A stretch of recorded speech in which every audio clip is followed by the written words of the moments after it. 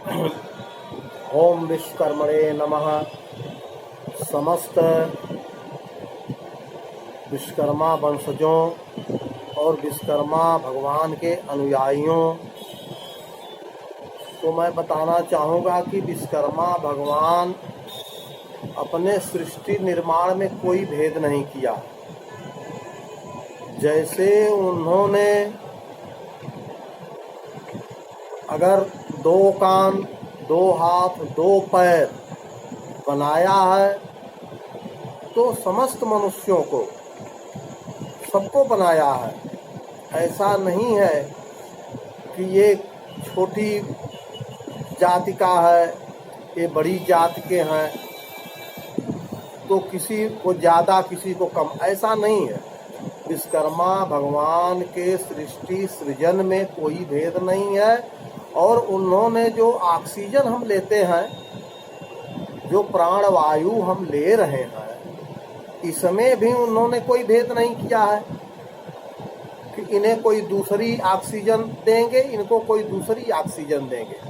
विश्वकर्मा भगवान ने पूरे सृष्टि सृजन में समस्त प्राणियों के लिए, सभी जीव जंतुओं के लिए, इस ब्रह्मांड में जो कुछ भी निर्मित किया वो सबके उपयोग और सबकी आवश्यकता के अनुसार किया, कोई भेद नहीं किया है।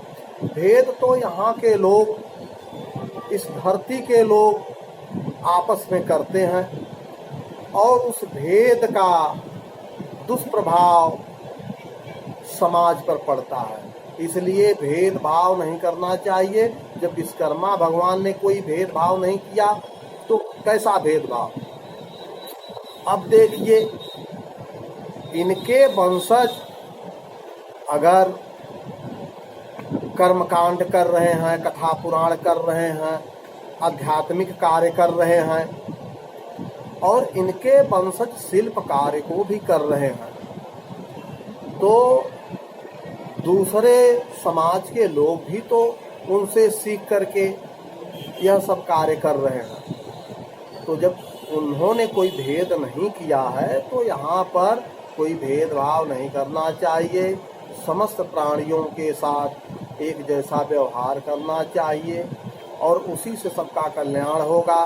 जैसा कि गुरु अमरेश्वर नाथ महाराज जी कहते हैं कि विश्वकर्मा भगवान को सुमिरो बारंबार, सुख समृद्धि संतत मिले, हो भव सागर पार।